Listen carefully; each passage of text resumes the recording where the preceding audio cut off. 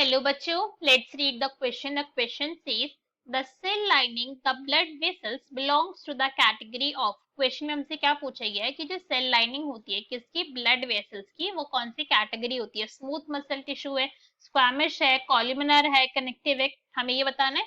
So now let's start the question. सबसे पहले हम क्वेश्चन को सॉल्व करने का की कॉन्सेप्ट देखेंगे. की कॉन्सेप्ट, सो क्वेश्चन को सॉल्व करने का ये कॉन्सेप्ट क्या है हमारा कि भाई हमें ब्लड वेसल की एपिथेलियम के बारे में नॉलेज होनी चाहिए, राइट? अगर इसके बारे में हमें नॉलेज है कि भाई ब्लड वेसल के अंदर किस टाइप के एपिथेलियम फाउंड होती है तो हम क्वेश्चन को इजीली सॉल्व कर सकते हैं. अब ब्लड वेसल, इस पॉइंट से तो हमें भाई पता है कि इनका काम क्या है, ब्लड का ट्रांसपोर्ट है इनका काम, ठीक है. ये पॉइंट तो हम समझते हैं कि इनका काम क्या है कि ब्लड को इनको ट्रांसपोर्ट करवाना एक जगह से दूसरी जगह, ये इनका काम है कि बॉडी के अंदर फाउंड होने वाला जो हर्ट है, जो पंपिंग ऑर्गन है, हर्ट से लेकर दूसरे बॉडी पार्ट्स तक ब्लड का क्या करवाना है, ट्रांसपोर्ट करवाना है, उसको फ्लो करवाना है और वापस से बॉडी पार्ट से लेकर हर्ट तक करवाना है. साथ साथ में यहाँ पे एक पल्मोनरी सर्कुलेशन भी चलता है. पल्मोनरी से क्या मतलब हो गया, लंग वाला सर्कुलेशन, के लंग से लेकर सारा का सारा हार्ट, ब्लड कहाँ तक जाएगा, हार्ट तक जाएगा और फिर हार्ट से वो जो ब्लड है वो बॉडी तक जाएगा और बॉडी से फिर हार्ट तक. ऐसे कंटिन्यूअसली यहाँ पे डबल सर्कुलेशन चलता रहता है. बट अभी जो हमारा मेन फोकस किस पर है कि भाई यहाँ पे फाउंड होने वाले एपिथेलियम क्या है, तो इस पॉइंट को याद रखिए. ट्रांसपोर्ट किसका हो रहा है, ब्लड का हो रहा है, ठीक है. ब्लड का ट्रांसपोर्ट हो रहा है, ये पॉइंट हमें पता है. अभी जो ब्लड का ट्रांसपोर्ट हो रहा है वो लंग के पास भी ब्लड जा रहा है. लंग के पास ही ब्लड क्यों जाता है, ये पॉइंट खुद समझिए. बहुत क्लियर सा पॉइंट है कि भाई जो हमारी बॉडी है उसके अंदर सारे के सारे बॉडी के अंदर काम हो रहा है, तो यहाँ पे मेटाबॉलिक वेस्ट भी जनरेट हो रहा होगा, ठीक है. वेस्ट से क्या मतलब, यहाँ पे CO2 का जनरेशन भी हो रहा है. अगर हम गैसियस वेस्ट की बात करें तो CO2 जनरेट होगा, नाइट्रोजनस वेस्ट भी यहाँ पे फॉर्म हो रहा होगा. तो लंग के पास जाके क्या करता है कि ये क्या है, ब्लड वेसल है, ठीक है. This is blood vessel, blood vessel. अब ब्लड वेसल के अंदर क्या प्रेजेंट है भाई, ब्लड वेसल के अंदर ब्लड प्रेजेंट होगा, तो यहाँ पे प्रेजेंट है सारा का सारा ब्लड, ठीक है.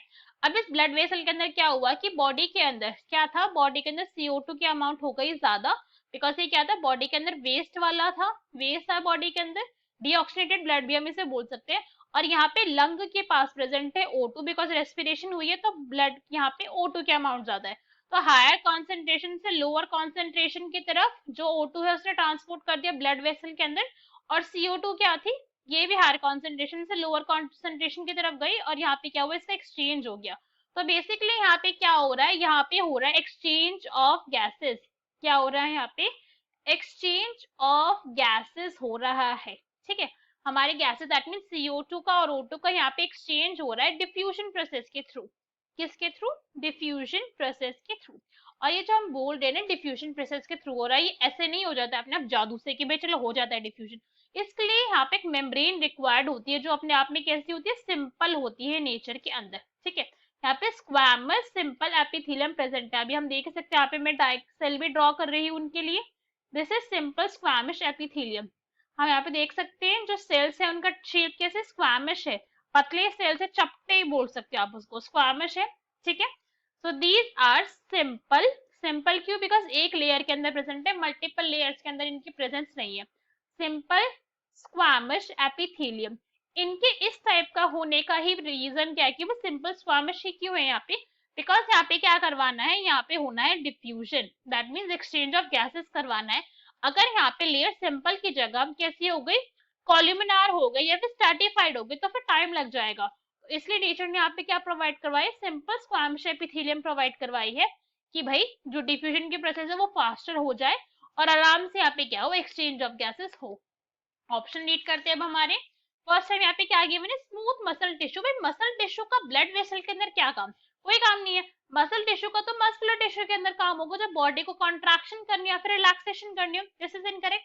स्क्वैमिश एपिथेलियम, सो ये क्या हमारा करेक्ट ऑप्शन है. कॉलमनार एपिथेलियम नहीं, कॉलमनार नहीं होगी. कॉलमनार कब होती, वो जब उसका काम होता है कुछ ना कुछ सिक्रीशन के अंदर, कोई हार्मोन का सिक्रीशन करवाना है, कोई म्यूकस सिक्रीशन करवाना है, कुछ भी सिक्रीशन करवाना है. बट यहाँ पे तो कुछ सिक्रीशन हो नहीं रहा है, so this is incorrect. Next is connective tissue. Connective tissue क्या हो गया, ये भी इनकरेक्ट हो गया. ब्लड अपने आप के अंदर एक कनेक्टिव टिश्यू है, इस पॉइंट से कंफ्यूज मत होना. ब्लड क्या है, ब्लड अपने आप के अंदर एक कनेक्टिव टिश्यू है, बट ब्लड की वेसल्स कैसी होती है, वो स्क्वैमिश एपिथेलियम की बनी हुई है ट्रांसपोर्ट के लिए, डिफ्यूजन ऑफ गैसेस के लिए. सो करेक्ट आंसर क्या हो जाएगा हमारा, that will be B. So B is our correct answer. Hope you understood it well. Best of luck. Thank you. you.